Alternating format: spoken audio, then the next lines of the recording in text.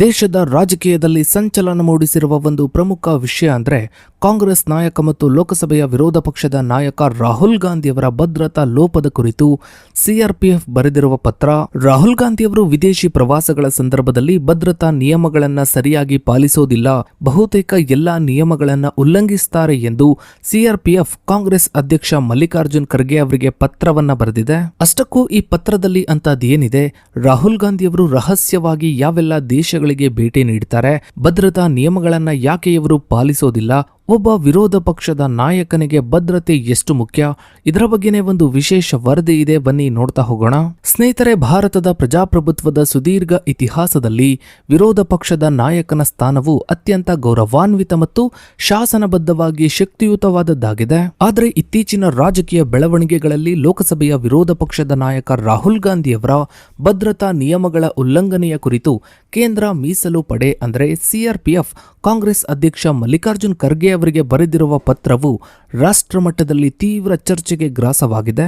ಸ್ನೇಹಿತರೆ, ಸೆಪ್ಟೆಂಬರ್ 2025ರಲ್ಲಿ ಸಿಆರ್ಪಿಎಫ್ನ ವಿಐಪಿ ಭದ್ರತಾ ವಿಭಾಗವು ಎಐಸಿಸಿ ಅಧ್ಯಕ್ಷ ಮಲ್ಲಿಕಾರ್ಜುನ್ ಖರ್ಗೆ ಅವರಿಗೆ ಪತ್ರವೊಂದನ್ನು ಬರೆದು ರಾಹುಲ್ ಗಾಂಧಿಯವರು ಭದ್ರತಾ ನಿಯಮಗಳನ್ನು ನಿರಂತರವಾಗಿ ಉಲ್ಲಂಘಿಸ್ತಾ ಇರುವ ಬಗ್ಗೆ ಕಳವಳವನ್ನ ವ್ಯಕ್ತಪಡಿಸಿತು. ಈ ಪತ್ರವು ಕೇವಲ ಒಂದು ಆಡಳಿತಾತ್ಮಕ ಎಚ್ಚರಿಕೆಯಾಗಿರದೆ ದೇಶದ ಅತ್ಯಂತ ಪ್ರಭಾವಶಾಲಿ ರಾಜಕೀಯ ಕುಟುಂಬದ ಸದಸ್ಯರೊಬ್ಬರ ಜೀವದ ಸುರಕ್ಷತೆಗೆ ಸಂಬಂಧಿಸಿದ ಗಂಭೀರ ದಾಖಲೆಯಾಗಿದೆ. ಸಿಆರ್ಪಿಎಫ್ನ ವಿಐಪಿ ಭದ್ರತಾ ವಿಭಾಗದ ಇನ್ಸ್ಪೆಕ್ಟರ್ ಜನರಲ್ ಸುನಿಲ್ ಜೂನ್ ಅವರು ಬರೆದಿರುವಂತಹ ಈ ಪತ್ರದಲ್ಲಿ ರಾಹುಲ್ ಗಾಂಧಿಯವರು ತಮ್ಮ ದೇಶೀಯ ಮತ್ತು ವಿದೇಶಿಯ ಪ್ರವಾಸಗಳ ಸಂದರ್ಭದಲ್ಲಿ ಭದ್ರತಾ ಸಿಬ್ಬಂದಿಗೆ ಯಾವುದೇ ಮಾಹಿತಿಯನ್ನ ನೀಡದೆ ಸಂಚರಿಸ್ತಾ ಇದ್ದಾರೆ ಅಂತ ಒತ್ತಿ ಹೇಳಿದ್ದಾರೆ. ಈ ರೀತಿಯ ರಹಸ್ಯ ಪಯಣಗಳು ಅಥವಾ ರಹಸ್ಯ ಸಂಚಾರಗಳು ಇವರಿಗೆ ಅಪಾಯವನ್ನ ತಂದೊಡ್ಡಬಹುದು ಅಂತ ಭದ್ರತಾ ಪಡೆ ಎಚ್ಚರಿಕೆಯನ್ನ ನೀಡಿದೆ. ಸ್ನೇಹಿತರೆ, ಸಿಆರ್ಪಿಎಫ್ ಪತ್ರದಲ್ಲಿ ಪ್ರಮುಖವಾಗಿ ಉಲ್ಲೇಖಿಸಲಾಗಿರುವ ಅಂಶವೇನು ಅಂದ್ರೆ ರಾಹುಲ್ ಗಾಂಧಿಯವರ ವಿದೇಶಿ ಪ್ರವಾಸಗಳು ರಕ್ಷಿತ ವ್ಯಕ್ತಿಗಳು ಅಂದ್ರೆ ರಾಹುಲ್ ಗಾಂಧಿಯವರು ವಿದೇಶಕ್ಕೆ ತೆರಳುವ ಮುನ್ನ ಭದ್ರತಾ ಏಜೆನ್ಸಿಗಳಿಗೆ ಕನಿಷ್ಠ ಅಂದ್ರು 15 ದಿನಗಳ ಮುಂಚಿತವಾಗಿ ಮಾಹಿತಿಯನ್ನ ನೀಡಬೇಕು ಎಂಬ ನಿಯಮವಿದ್ರೂ ಕೂಡ ರಾಹುಲ್ ಗಾಂಧಿಯವರು ಈ ನಿಯಮವನ್ನ ಸಂಪೂರ್ಣವಾಗಿ ತಿರಸ್ಕರಿಸ್ತಾ ಇದ್ದಾರೆ. ಈ ನಿಯಮವನ್ನ ಪಾಲಿಸ್ತಾನೆ ಇಲ್ಲ ಅಂತ ಆರೋಪಿಸಲಾಗಿದೆ. ಸಿಆರ್ಪಿಎಫ್ ಗುರುತಿಸಿರುವ ರಾಹುಲ್ ಗಾಂಧಿಯವರ ಅಘೋಷಿತ ವಿದೇಶಿಯ ಪ್ರವಾಸಗಳನ್ನ ನೋಡ್ತಾ ಹೋದ್ರೆ ಇಟಲಿ ಪ್ರವಾಸ, ವಿಯೆಟ್ನಾಂ ಪ್ರವಾಸ, ದುಬೈ, ಕತಾರ್, ಲಂಡನ್, ಮಲೇಷಿಯಾ ಹೀಗೆ ಪ್ರತಿಯೊಂದು ಪ್ರವಾಸದ ಸಂದರ್ಭದಲ್ಲೂ ರಾಹುಲ್ ಗಾಂಧಿಯವರು ತಮ್ಮ ಭದ್ರತೆಯನ್ನ ಪಡೆಯದೆ ಅಥವಾ ಮಾಹಿತಿಯನ್ನು ಕೂಡ ನೀಡದೆ ಗೌಪ್ಯವಾಗಿ ರಹಸ್ಯವಾಗಿ ಪ್ರಯಾಣಿಸಿದ್ದಾರೆ ಎಂದು ಸಿಆರ್ಪಿಎಫ್ ವಾದಿಸಿದೆ, ಎಚ್ಚರಿಕೆಯನ್ನು ಕೂಡ ನೀಡಿದೆ. ಇದು ಕೇವಲ ನಿಯಮದ ಉಲ್ಲಂಘನೆಯಲ್ಲ, ಬದಲಾಗಿ ವಿದೇಶಿಯ ನೆಲದಲ್ಲಿ ಭಾರತೀಯ ಗಣ್ಯರ ರಕ್ಷಣೆಯ ಹೊಣೆ ಹೊತ್ತಿರುವ ಸಂಸ್ಥೆಗಳಿಗೆ ಉಂಟಾಗುವ ದೊಡ್ಡ ಸವಾಲಾಗಿದೆ. ಇನ್ನು ಸ್ನೇಹಿತರೆ, ಸಿಆರ್ಪಿಎಫ್ ತನ್ನ ಪತ್ರದಲ್ಲಿ ಕೇವಲ ವಿದೇಶಿಯ ಪ್ರವಾಸಗಳನ್ನು ಮಾತ್ರವಲ್ಲದೆ ಕಳೆದ ಕೆಲವು ವರ್ಷಗಳಲ್ಲಿ ನಡೆದ ಒಟ್ಟು ಉಲ್ಲಂಘನೆಗಳ ಅಂಕಿಅಂಶಗಳನ್ನು ನೀಡಿದೆ. 2020ರಿಂದ ಇದುವರೆಗೆ ರಾಹುಲ್ ಗಾಂಧಿ ಅವರು ಸುಮಾರು 113 ಬಾರಿ ಭದ್ರತಾ ನಿಯಮಗಳನ್ನು ಉಲ್ಲಂಘಿಸಿದ್ದಾರೆ ಎಂದು ಹೇಳಲಾಗಿದೆ. ಈ ಉಲ್ಲಂಘನೆಗಳು ಮುಖ್ಯವಾಗಿ ಸಾರ್ವಜನಿಕ ಮೆರವಣಿಗೆಗಳು, ಯಾತ್ರೆಗಳು ಮತ್ತು ದೆಹಲಿಯ ಸಾರ್ವಜನಿಕ ಸ್ಥಳಗಳಲ್ಲಿ ಸಂಭವಿಸಿವೆ. ವಿಶೇಷವಾಗಿ 2022ರಿಂದ 23ರ ಭಾರತ್ ಜೋಡೋ ಯಾತ್ರೆಯ ದೆಹಲಿ ಹಂತದಲ್ಲಿ ರಾಹುಲ್ ಗಾಂಧಿ ಅವರು ತಮ್ಮ ಭದ್ರತಾ ನಿಯಮವನ್ನ ಅಥವಾ ಭದ್ರತಾ ಪಡೆಯನ್ನ ಮೀರಿ ಜನರ ನಡುವೆ ಹೋದದ್ದು ದೊಡ್ಡ ವಿವಾದವಾಗಿತ್ತು.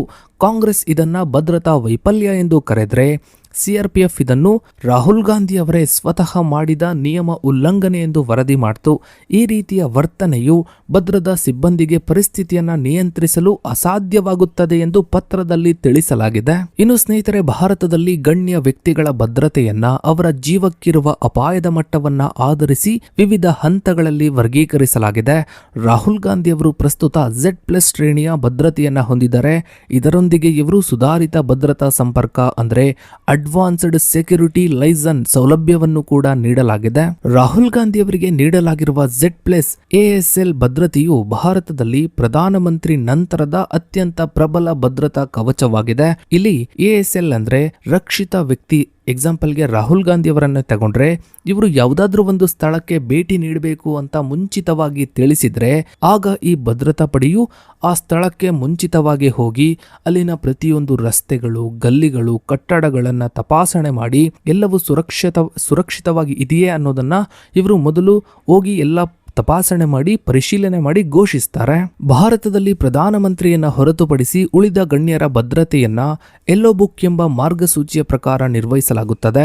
ಈ ಪುಸ್ತಕವು ಒಂದು ಗುಪ್ತ ಪುಸ್ತಕ ಆಗಿದ್ದು, ಗುಪ್ತ ದಾಖಲೆಯಾಗಿದ್ದು, ರಕ್ಷಿತ ವ್ಯಕ್ತಿಯು ಅಂದರೆ ಈ ಭದ್ರತೆಯನ್ನ ಪಡೆಯುವ ವ್ಯಕ್ತಿಯು ಹೇಗೆ ನಡೆದುಕೊಳ್ಳಬೇಕು ಎಂಬುದನ್ನು ಇದು ವಿವರಿಸುತ್ತದೆ. ಮೊದಲನೇದು ಮುಂಚಿತ ಮಾಹಿತಿ. ಈ ಭದ್ರತೆಯನ್ನ ಪಡೆಯುವ ವ್ಯಕ್ತಿಯು ಮೊದಲೇ ತನ್ನ ಪ್ರಯಾಣದ ವಿವರಗಳನ್ನು, ಮಾರ್ಗ, ಯಾವ ದಾರಿಯಲ್ಲಿ ಹೋಗ್ತಾರೆ, ಸಮಯ, ಎಷ್ಟು ಸಮಯಕ್ಕೆ ಹೋಗ್ತಾರೆ, ಯಾರನ್ನ ಭೇಟಿ ಆಗ್ತಾರೆ, ಯಾವ ಸ್ಥಳಕ್ಕೆ ಹೋಗ್ತಾರೆ, ಎಲ್ಲವನ್ನು ಕೂಡ ಭದ್ರತಾ ಘಟಕಕ್ಕೆ ಕನಿಷ್ಠ ಕಡಿಮೆ ಅಂದ್ರೂ 15 ದಿನಗಳ ಮುಂಚಿತವಾಗಿ ನೀಡಬೇಕು. ಎರಡನೆಯದ್ದು ಅನಿರೀಕ್ಷಿತ ಬದಲಾವಣೆಗಳ ನಿಷೇಧ. ಭದ್ರತಾ ಯೋಜನೆಗಳನ್ನು ಸಿದ್ಧಪಡಿಸಿದ ನಂತರ ಅದರಲ್ಲಿ ಕೊನೆಯ ಕ್ಷಣದ ಬದಲಾವಣೆಗಳನ್ನು ಮಾಡುವುದು ಅಪಾಯಕಾರಿ. ಮೂರನೆಯದ್ದು ವಿದೇಶಿ ನೆಲದ ನಿಯಮಗಳು. ವಿದೇಶಕ್ಕೆ ಹೋದಾಗ ಆ ದೇಶದ ಭದ್ರತಾ ಏಜೆನ್ಸಿಗಳೊಂದಿಗೆ ಸಮನ್ವಯ ಸಾಧಿಸಲು ಮಾಹಿತಿಯನ್ನು ನೀಡುವುದು ಅತ್ಯಗತ್ಯವಾಗುತ್ತೆ. ಮಾಹಿತಿಯನ್ನು ನೀಡದೆ ಹೋದರೆ ಭಾರತದ ಭದ್ರತಾ ಪಡೆಗಳಿಗೆ ಅಲ್ಲಿ ಯಾವುದೇ ಅಧಿಕಾರ ಅಥವಾ ಶಕ್ತಿ ಇರೋದೇ ಇಲ್ಲ. ಸಿಆರ್ಪಿಎಫ್ನ ಆರೋಪದಂತೆ ರಾಹುಲ್ ಗಾಂಧಿಯವರು ಈ ಯೆಲ್ಲೋ ಬುಕ್ನ ನಿಯಮಗಳನ್ನ ಪದೇ ಪದೇ ಗಾಳಿಗೆ ತೂರ್ತಾ ಇದ್ದಾರೆ. ಇದು ಭದ್ರತಾ ವ್ಯವಸ್ಥೆಯನ್ನು ನಿರಂತರವಾಗಿ ಉಲ್ಲಂಘಿಸ್ತಾ ಇದ್ದಾರೆ. ಇನ್ನು ಸ್ನೇಹಿತರೆ, ಭಾರತದ ಸಂಸದೀಯ ವ್ಯವಸ್ಥೆಯಲ್ಲಿ ವಿರೋಧ ಪಕ್ಷದ ನಾಯಕನು ಸರ್ಕಾರದ ಮೇಲೆ ನಿಗಾ ಇಡುವ ನಾಯಕನಾಗಿ ಕಾರ್ಯನಿರ್ವಹಿಸ್ತಾನೆ. ಈ ಸ್ಥಾನವು ಕೇವಲ ರಾಜಕೀಯ ಪದವಿಯಲ್ಲ, ಬದಲಾಗಿ ಅದೊಂದು ಶಾಸನಬದ್ಧ ಮತ್ತು ಸಂವಿಧಾನಿಕ ಮೌಲ್ಯದ ಹುದ್ದೆಯಾಗಿದೆ. ವಿರೋಧ ಪಕ್ಷದ ನಾಯಕನಿಗೆ ನೀಡುವ ಭದ್ರತೆಯು ಕೇವಲ ಒಬ್ಬ ವ್ಯಕ್ತಿಯ ಪ್ರಾಣ ರಕ್ಷಣೆಯಲ್ಲ, ಅದು ಇಡೀ ದೇಶದ ಸಂಸದೀಯ ವ್ಯವಸ್ಥೆಯ ಸ್ಥಿರತೆಯ ಪ್ರಶ್ನೆಯಾಗಿದೆ. ಈ ಹಂತದ ಅಧಿಕಾರವಿರುವ ವ್ಯಕ್ತಿಯ ಮೇಲೆ ಸಣ್ಣ ಆಕ್ರಮಣವಾದರೂ ಅದು ದೇಶದ ಪ್ರಜಾಪ್ರಭುತ್ವಕ್ಕೆ ಉಂಟಾಗುವ ದೊಡ್ಡ ಹೊಡೆತವಾಗುತ್ತದೆ. ವಿರೋಧ ಪಕ್ಷದ ನಾಯಕನ ಭದ್ರತೆಯು ಹಲವು ಆಯಾಮಗಳಲ್ಲಿ ಮುಖ್ಯವಾಗುತ್ತದೆ. ಮೊದಲನೇದು ರಾಜಕೀಯ ಅಸ್ಥಿರತೆಯ ತಡೆ. ಅಂದರೆ ವಿರೋಧ ಪಕ್ಷದ ಪ್ರಬಲ ನಾಯಕನಿಗೆ ಹಾನಿಯಾದರೆ ಅದು ದೇಶದಾದ್ಯಂತ ಪ್ರತಿಭಟನೆಗಳು ಮತ್ತು ಗಲಭೆಗಳಿಗೆ ಕಾರಣವಾಗಬಹುದು. ಎರಡನೆಯದು ದೇಶದ ಪ್ರಮುಖ ನೇಮಕಾತಿ ಸಮಿತಿಗಳಲ್ಲಿ ಸದಸ್ಯರಾಗಿರುವ ಇವರ ಸುರಕ್ಷತೆಯು ಸಾಂಸ್ಥಿಕ ಕಾರ್ಯನಿರ್ವಹಣೆಗೆ ಅಗತ್ಯವಾಗಿದೆ. ಮೂರನೆಯದ್ದು ಅಂತಾರಾಷ್ಟ್ರೀಯ ಗೌರವ. ಭಾರತದಂತಹ ದೊಡ್ಡ ಪ್ರಜಾಪ್ರಭುತ್ವ ದೇಶದಲ್ಲಿ ವಿರೋಧ ಪಕ್ಷದ ನಾಯಕನಿಗೆ ರಕ್ಷಣೆ ನೀಡಲು ಸಾಧ್ಯವಾಗದೇ ಇದ್ರೆ ಅದು ಅಂತಾರಾಷ್ಟ್ರೀಯ ಮಟ್ಟದಲ್ಲಿ ದೇಶದ ಪ್ರತಿಷ್ಠೆಗೆ ಧಕ್ಕೆ ತರುತ್ತದೆ. ರಾಹುಲ್ ಗಾಂಧಿಯವರ ವಿಷಯಕ್ಕೆ ಬಂದರೆ ಇವರ ಕುಟುಂಬದ ಇತಿಹಾಸವು ಅತ್ಯಂತ ರಕ್ತಸಿಕ್ತವಾಗಿದೆ. ಇವರ ಅಜ್ಜಿ ಇಂದಿರಾ ಗಾಂಧಿ ಮತ್ತು ಇವರ ತಂದೆ ರಾಜೀವ್ ಗಾಂಧಿ ಇಬ್ಬರು ಕೂಡ ಭದ್ರತಾ ಲೋಪಗಳಿಂದಾಗಿ ಅಥವಾ ಕೆಲವು ಘಟನೆಗಳಿಂದಾಗಿ, ಭದ್ರತಾ ವಿಚಾರದ ಘಟನೆಗಳಿಂದಾಗಿಯೇ ಇವರು ತಮ್ಮ ಪ್ರಾಣವನ್ನ ಕಳೆದುಕೊಂಡ್ರು. ಇಂತಹ ಹಿನ್ನೆಲೆ ಇರುವ ನಾಯಕನಿಗೆ ಭದ್ರತೆ ನೀಡುವುದು ಭದ್ರತಾ ಸಂಸ್ಥೆಗಳ ಪಾಲಿಗೆ ಅತ್ಯಂತ ಸೂಕ್ಷ್ಮ ಮತ್ತು ಮಹತ್ವದ ಕಾರ್ಯವಾಗಿದೆ. ಇನ್ನು ಸಿಆರ್ಪಿಎಫ್ ಪತ್ರದ ವಿಷಯವು ಹೊರಬರ್ತಿದ್ದ ಹಾಗೆ ಕಾಂಗ್ರೆಸ್ ಮತ್ತು ಬಿಜೆಪಿ ನಡುವೆ ತೀವ್ರವಾದ ವಾಗ್ವಾದ ಪ್ರಾರಂಭವಾಯಿತು. ಇದು ಕೇವಲ ಭದ್ರತೆಯ ವಿಷಯವಾಗಿ ಉಳಿಯದೆ ರಾಜಕೀಯ ಮೇಲಾಟದ ವಿಷಯವಾಗಿ ಮಾರ್ಪಡ್ತು. ಸೊ ಇದಾಗಿತ್ತು ಸ್ನೇಹಿತರೆ ಇವತ್ತಿನ ಈ ಒಂದು ವಿಡಿಯೋದ ಬಗ್ಗೆ ನಿಮ್ಮ ಅನಿಸಿಕೆ, ಅಭಿಪ್ರಾಯಗಳನ್ನ ತಪ್ಪದೆ ಕಮೆಂಟ್ ಸೆಕ್ಷನ್ ಅಲ್ಲಿ ಕಮೆಂಟ್ ಮಾಡಿ. ಹಾಗೆ ವಿಡಿಯೋಗೊಂದು ಲೈಕ್ ಮಾಡ್ತಾ ವಿಡಿಯೋನ ಆದಷ್ಟು ಎಲ್ಲ ಕಡೆ ಶೇರ್ ಮಾಡಿ. ನೀವಿನ್ನು ನಮ್ಮ ಚಾನಲ್ಗೆ ಸಬ್ಸ್ಕ್ರೈಬ್ ಆಗಿಲ್ಲ ಅಂದ್ರೆ ಕೆಳಗಡೆ ಕಾಣ್ತಾ ಇರೋ ಸಬ್ಸ್ಕ್ರೈಬ್ ಅನ್ನ ಕ್ಲಿಕ್ ಮಾಡಿ. ಹಾಗೆ ಪಕ್ಕದಲ್ಲಿ ಕಾಣೋ ಬೆಲ್ ಐಕಾನ್ ಕೂಡ ಕ್ಲಿಕ್ ಮಾಡಿ. ಥ್ಯಾಂಕ್ಸ್.